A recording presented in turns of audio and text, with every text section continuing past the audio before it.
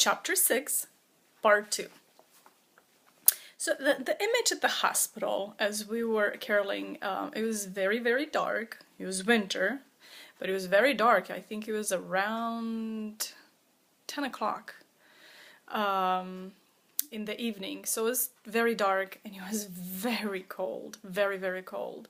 So for me, that image will always be, I think, imprinted in my mind as this just huge giant, sick giant, sick meaning physically and maybe emotionally sick in a ill kind of way, just giant, asleep in this darkness on this particular hill, even though we were actually more of on a hill and the hospital was in front of us, this huge cement building that all you saw was cement and glass on the windows, and just these little tiny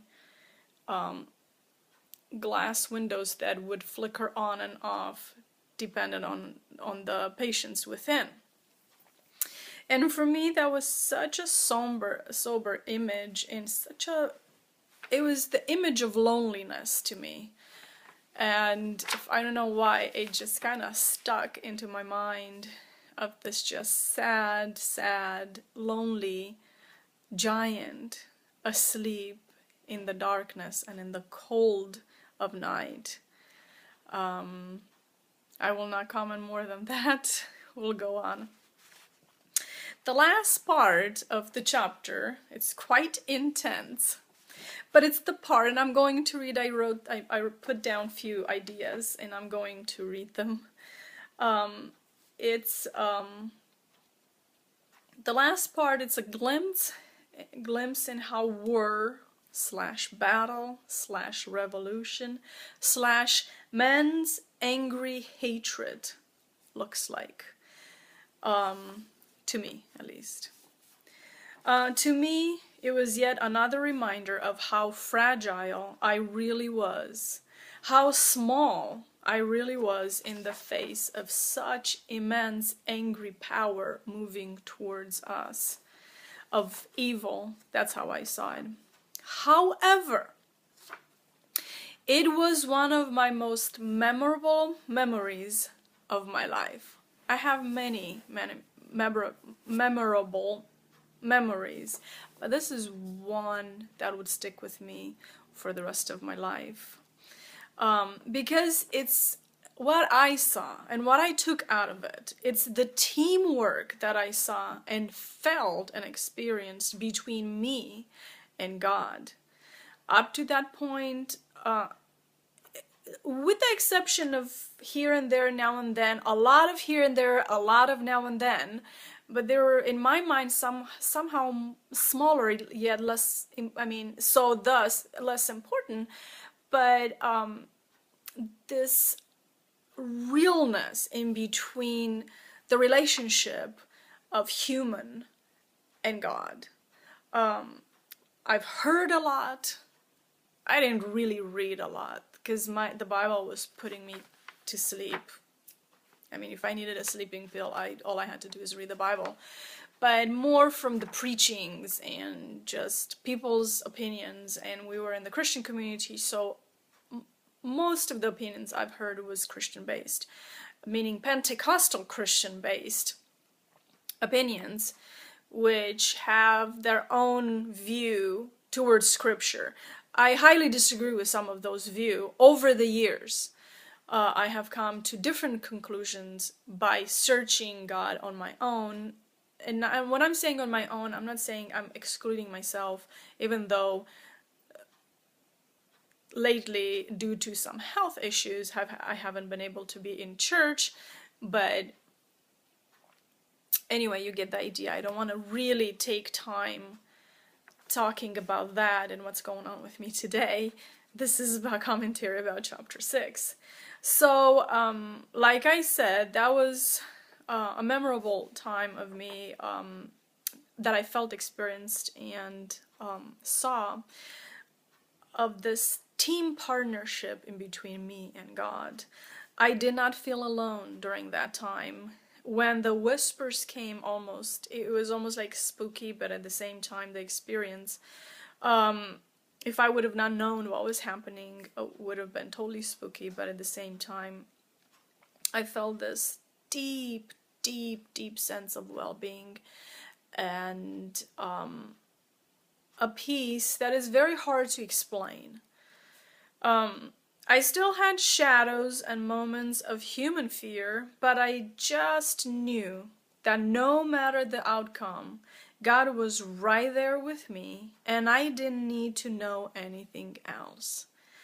That truly, it's 100% how I truly felt at that moment. I get goosebumps. I just got goosebumps because anytime I think about that, it's almost like I see God in action, and it was me and him the whole way, him trying to protect me through this outworld enemy that it was very invisible due to the darkness around, very, very invisible, but very real because of the sounds of the shooting, the bullets that, I could hear just zooming and passing, some of them so close that I was expecting pain in some parts of my body as a result, because I thought, maybe I got hit or something, but and some were very far, so some were intermediate, in between far and very close. But that's when I truly, truly felt that partnership with God, and I think probably that was my absolute first time that I felt God like a human being, like he was right there with me, and felt his whispers literally in my ear, and I did not feel alone. I didn't know, until he promised me that he was gonna keep me alive. Up to that point, I wasn't quite sure if I was gonna be alive by the end of the day or not, but the fact that I knew that he was there with me and I was not alone, it was everything that I needed at that moment. And I didn't, I think, care that much. I actually asked God more out of curiosity, am I going to make it home? Because I had such peace during that time and such okayness with life and with the circumstance and with any outcome, and if that outcome meant death, I was so alright with it that when I asked God, will I make it alive? It was more a question, not a demand or out of fear. Later on, there's still, the human fear still, rises its head up, no doubt about it. So I still had moments and glimpses of this fear where for a split of a second I would forget that I was surrounded by God and kind of go into my brain mode, human brain mode of, oh my gosh, what's going on, panic. So I just wanted to really explain that to you because it's such a precious, precious, precious moment to me and forever will be. And then right at the end, you're finding out that the same soldiers who days earlier kissed my forehead with that rifle of his saved me. And to me, the conclusion is that's how God works. A lot of times we really don't understand certain things. And it seems at the time like such a cruel joke.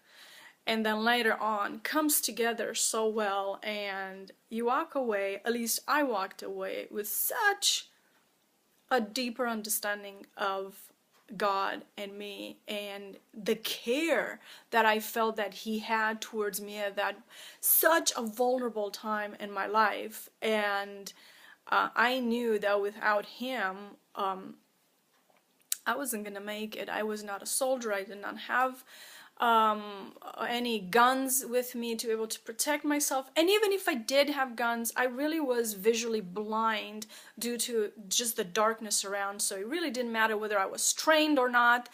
You just are not God in those kind of circumstances, and anything can happen. And for me, I walked away not just with my life, but I walked away with such a life experience that it to this day holds such a heavy, heavy meaning to me, and it's just wonderful, and I thank God for that too.